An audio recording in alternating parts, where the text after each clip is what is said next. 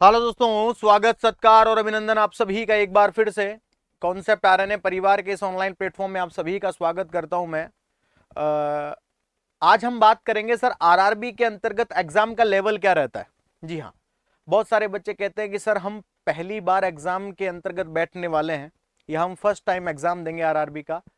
हमें पता होना चाहिए कि आरआरबी के एग्जाम का लेवल किस प्रकार से होता है, हम हमारी प्रिपरेशन उसी हिसाब से करें। आप सभी बच्चों को बता दूं मैं, जिन बच्चों ने आरआरबी का एग्जाम दिया है उन सभी बच्चों को पता है कि आरआरबी का एग्जाम का लेवल कैसा रहता है। ठीक है, लेकिन ये वीडियो खास कर उन बच्चों के लिए है जो पहली बार जो आरआरबी का जो एग्जाम के अंतर्गत बैठने वाले हैं। सबसे पहले अगर मैं आप लोगों को इस एग्जाम के लेवल की बात बताऊं तो 2015 से, जैसे 2015 के अंतर्गत आपका एक आरआरबी का एग्जाम हुआ था, 2015 से लेकर के अगर मैं 2025 तक के बात करूं या 2024 की बात कर लेता हूं, यहां तक जो आरआरबी का जो एग्जाम का लेवल था ना, आप लोगों ने देखा भी होगा या प्रीवियस ईयर के पेपर जितने भी हैं उनके अंतर्गत आप देख सकते हैं वही नॉर्मल लेवल के सवाल पूछे हुए हैं, है ना। अब सर हमें ये इजी क्यों लगते हैं? अब जो फर्स्ट टाइम जो बच्चा बैठेगा एग्जाम के अंतर्गत, यानी जो बच्चा पहली बार एग्जाम देगा, फर्स्ट टाइम जो एग्जाम देगा ना, वो बच्चा क्या करेगा? भैया आरआरबी के प्रीवियस ईयर के पेपर देखता हूं, तो सबसे पहले वो देखना स्टार्टिंग में 2015 का पेपर निकालेगा, उसके बाद बैक टू बैक पेपर निकालेगा। अब इसके अंतर्गत भैया सिंपल यानी माइल्ड टू मॉडरेट, मैं कह सकता हूं कि माइल्ड टू मॉडरेट लेवल के पेपर यहां पे देखने को मिलता है, वही सिंपल लाइनर एमसीक्यूज। अब ये सर हमें सिंपल क्यों लग रहा है? क्या रीजन है कि 2015 का पेपर आरआरबी का आज हमें बहुत सिंपल लग रहा है? वो इसलिए लग रहा है भैया, आप लोगों ने देखा होगा कि आप लोगों ने अभी ग्रेजुएशन कर रखी है।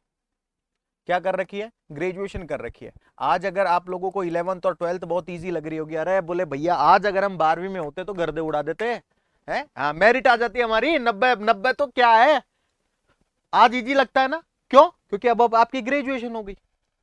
उसी प्रकार से समय चेंज हुआ है, एग्जाम का लेवल चेंज हुआ है, एग्जाम का पैटर्न चेंज हुआ है। ठीक है, इस बेसिस पे तो ये याद रखना। अब मैं आपको बताता हूं यहां पे ग्रेजुएशन का लेवल किस जो ग्रेजुएशन के समय आप अगर आपने ग्रेजुएशन कर ली तो 11 12 इजी लगती है, उसी प्रकार से अब अगर आप यानी कि 2026 के अंतर्गत आप एग्जाम देने बैठेंगे तो 2000 ऑब्वियसली बात है 2015 का पेपर आपको बहुत इजी लगेगा सर। ठीक है, लेकिन याद रखना आप सभी बच्चे, जो 2025 में जो पेपर आया ना, अप्रैल में एग्जाम लगा था, भाई जो गर्दे उड़ाए आरआरबी ने, मतलब मैं क्या ही बताऊं। और 26 के अंतर्गत भी एग्जाम लग चुका है। अब मैं आपको बताता हूं 2025 और 2026 वाला जो एग्जाम, सर जो गर्दे उड़ाए हैं ना, किस बेसिस पे हुए हैं? बोले shift wise, first shift, second shift और थर्ड शिफ्ट। फर्स्ट और सेकंड शिफ्ट तो फिर भी मॉडरेट लेवल की थी, लेकिन थर्ड शिफ्ट ने तो गर्दे ही उड़ा दिए भैया, है ना। जो अभी एग्जाम लगा था उसके अंतर्गत बच्चों का कहना था सर थर्ड शिफ्ट के अंतर्गत तो हमें ये समझ में नहीं आया कि सवाल पूछ क्या रहा है, तो हम जवाब क्या ही देंगे उसको। ये लेवल चेंज हुआ है। सर क्या रीजन है कि अब लेवल वगैरह चेंज हो गए? देखो मैं बताता हूं आपको। आपको पता है हर साल पास आउट होते हैं बच्चे नर्सिंग के और वो सब एग्जाम के अंतर्गत बैठते हैं, तो यानी एग्जाम के अंतर्गत जो अपीयरेंस होती है वो बढ़ जाती है। बढ़ती है कि नहीं बढ़ती है? इसीलिए मैं आप लोगों से हमेशा क्लासेस के अंतर्गत भी कहता हूं कि भैया जितना जल्दी हो सके सिलेक्शन ले लीजिए, क्योंकि हर साल कंपटीशन बढ़ रहा है। कंपटीशन कैसे बढ़ता है? कंपटीशन बढ़ता है कि अगर मान लीजिए 2025 की एग्जाम जब आरआरबी की लगी थी, उसमें मान लीजिए 3 लाख बच्चों ने फॉर्म 3 लाख बच्चों ने फॉर्म दिया, फिल किया, 3 लाख बच्चे बैठे, तो मैं लिख के दे सकता हूं 2026 में 5 लाख बैठेंगे। ये 2 लाख बच्चे कहां से आ गए सर? नए बच्चे हैं। और आरआरबी क्या करता है सर? हमेशा क्रीम क्रीम स्टूडेंट को लेता है।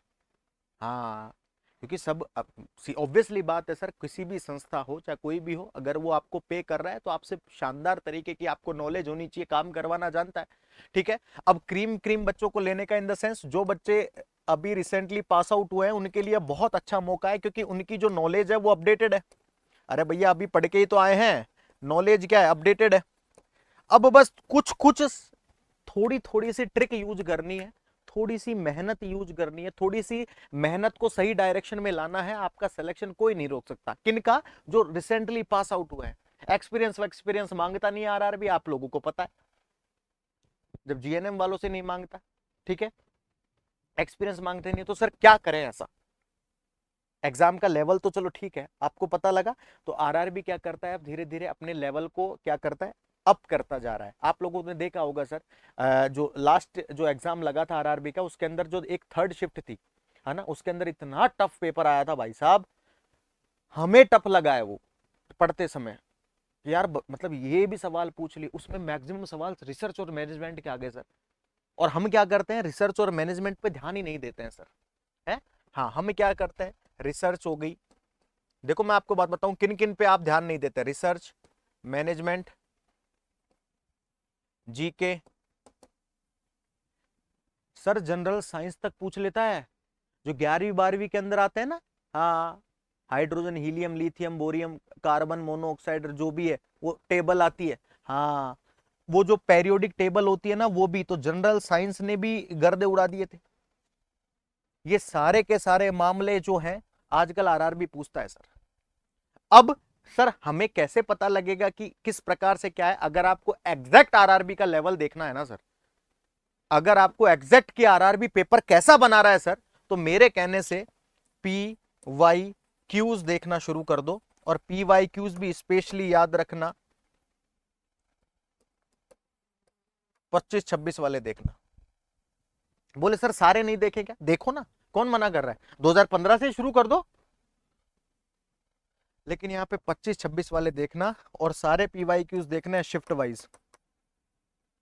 शिफ्ट वाइज जो सारे पीवाई क्यूज है वो सारे के सारे आपको देखने हैं सर, ठीक है। शानदार तरीके की आपकी तैयारी हो जाएगी, आपको बिल्कुल पता लग जाएगा कि आरआरबी का लेवल कैसा आता है सर। सर आरआरबी बिल्कुल डिफरेंट सवाल पूछ लेता है, पता है। फर्स्ट शिफ्ट में एमएसएन के सवाल ज्यादा आ जाएंगे, सेकंड शिफ्ट में किसके आ जाएंगे, साइकेट्रिक के आ जाएंगे, और थर्ड शिफ्ट में रिसर्च मैनेजमेंट डाल दिया।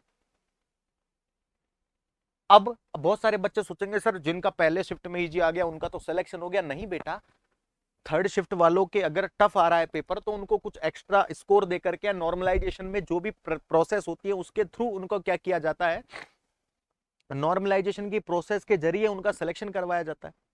उनको बिल्कुल बराबर लेकर के आते हैं फर्स्ट और सेकंड शिफ्ट वालों के।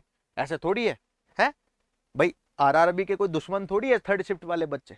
एक बच्चे का कमेंट मैंने देखा था, बोले सर क्या एक ही बच्चा तीनों शिफ्ट के पेपर देता है? नहीं बेटा, अलग अलग बच्चे, है ना। हाँ, ये जो नई अपीरियंस जो अभी पास आउट हो रहे हैं ना, उन बच्चों में बहुत सारी क्वेरीज होती है कि सर आरआरबी के अंतर्गत क्या करें हम लोग की हम नर्सिंग सुपरिटेंडेंट बन जाए। आपको कोई बनने से नहीं रोक सकता है, क्यों? आपकी नॉलेज अपडेटेड है सर।